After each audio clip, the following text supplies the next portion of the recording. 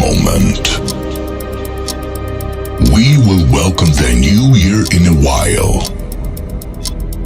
Let this year be a dream come true for you. Always follow your heart. Welcome back to IO's Retro Rush. We're on episode 3 here in the early goings of my career and here my time and back in the ISFL. Already 3 episodes in. And this is the New Year's Eve special. We are... is this episode 3? This might be episode 4. Anyway, it is the New Year's Eve special, and we are cooking. And, we'll look back on what was what was 2024 and move into season 52 as we go into 2025. And those eagle-eye viewers that I may have, at the beginning, that intro was from the 1984 New Year's Eve in New York City. Obviously, you heard the Dick Clark mention. He was the king of New Year's Eve back in the day. And that was 40 years ago. 40 years ago. This is a retro show, IO's Retro Show. We're all things 80s, 90s. But gosh darn, I feel old seeing that 40 years ago. 1984 moving into 1985. Just look at the fact that she said none of the phones are working. It's still true today. I'm sure cell phones in New York at that time are not working. But let's go ahead and get things going. We're going to start off with some DSFL season predictions. So, kicking on off over to the Minnesota division, and it is the Minnesota division. They won the division last year. I have the Minnesota Grey Ducks taking the division. They have a very, very solid, balanced team. A lot of offensive playmakers. Your boy Ezra Torrent being one of them on the wide receiver side, and a very solid defense. One of the top TPE defenses in the entire league. But second place, I have the top defense probably in the league, and that's the Kansas City Coyotes. They're going to be a tough matchup. They got a pretty solid offense, but a very excellent defense, and that is going to be an interesting matchup between Minnesota and Kansas City throughout the year. Third place, I got the London Royals. They're just a little bit more balanced than Portland. Portland, I think, is going to be a little weak on the defense. They're going to have a very good offense. They're going to score points, but I don't know if they're going to be able to stop anybody. And London's just a little bit more balanced. So I have Minnesota, Kansas City, London, and Portland for the predictions on the DSFL side. Over on the other division, we're going to go with Tijuana taking that division. Yes, Tijuana is going to take down Bondi for the top seed of that division, but Bondi's going to be right there at the number 2 seed making the playoffs. So we have Tijuana, Bondi Beach, 2 very balanced teams that I think Tijuana is just going to be a little bit better. Followed by the Dallas Bird Dogs, which are going to be tough. They're going to be a tough out. They got a solid offense, but just I don't think they have the defense and not quite as much firepower as everybody else. And then Norfolk down there at the bottom of the league. So moving to the playoffs, I have Minnesota versus Kansas City, with Minnesota taking that one on that side. And on the other side, I have Tijuana versus the Buccaneers. And Buccaneers do not go to a third straight Ultimate. I have Tijuana taking that. And we have a Minnesota versus Tijuana championship with, you guessed it, Minnesota winning the championship. Go Ducks. So yeah, is there bias? Yeah, of course there is a little bit of bias. They drafted me. They drafted the best wide receiver in the DSFL. And I'm going to go for that Rookie of the Year, if you don't mind me saying. But let's kind of move on over into the ISFL.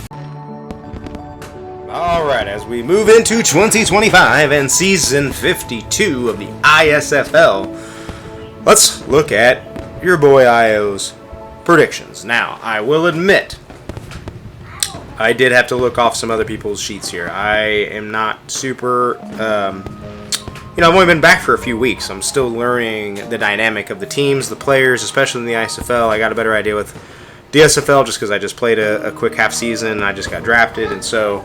but I did do a little bit of my own research. I did look at some TPE stuff, some individual player stats, and and I did a podcast where I went over the fantasy, and so that played a little bit of how I did my predictions, which I think is going to mirror a lot of what you guys did. So let's start off with the ASFC.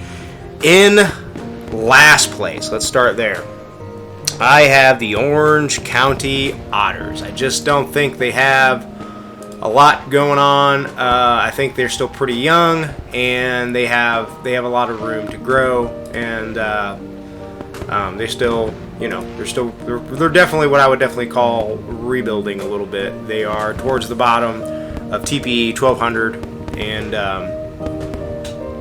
it might actually be the bottom. So they got them 7th place.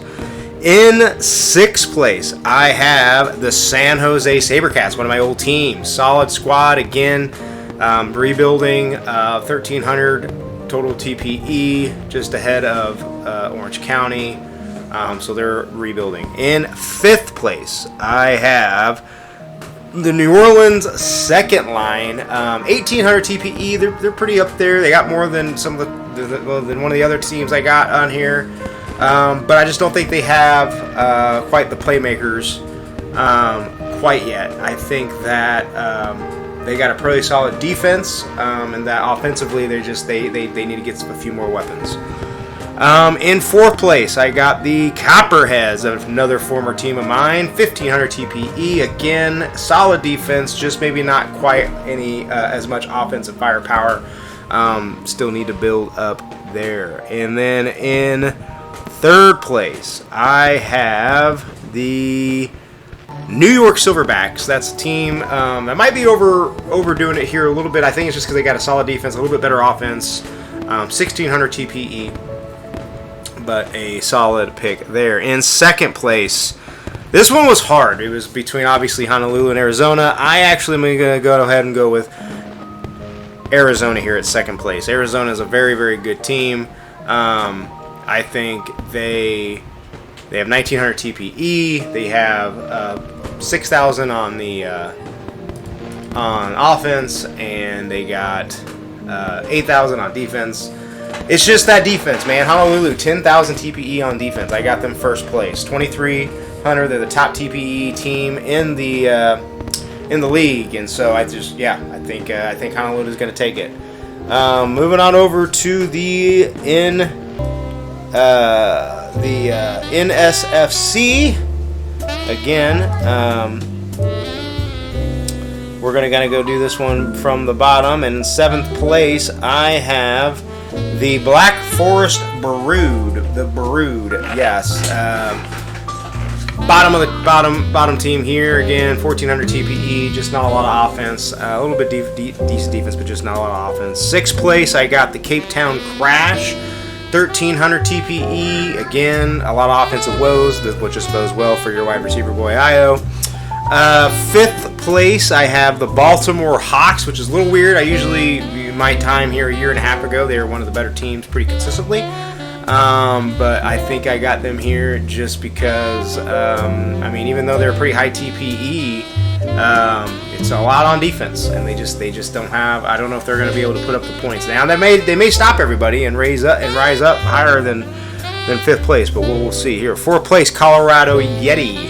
The Yeti, I have 1600 TPE, 5,000 on offense, 9,000 on defense. A little bit more balanced than the Hawks, so I got them there 4th place. 3rd place, I have the Osaka Kaiju. Kaiju coming in 3rd place. This was one they're a new team to me. Again, I just kind of like the balance, the 5,000, 8,000 balance on offense and defense. 2nd place, the Sarasota Sailfish. They got 1,600 total TPE, but they just got some playmakers. They were in the playoffs, and then in 1st place, Yellowknife. Yellowknife, 1,700 TPE, very well balanced team. 6,000 on offense, 7,000 on defense. I got them 1st place, and then I have Honolulu winning the whole enchilada. They just got a stellar defense, good offense, and just kind of the highest TPE. So I got Honolulu and as my predictions, and let's see how it goes.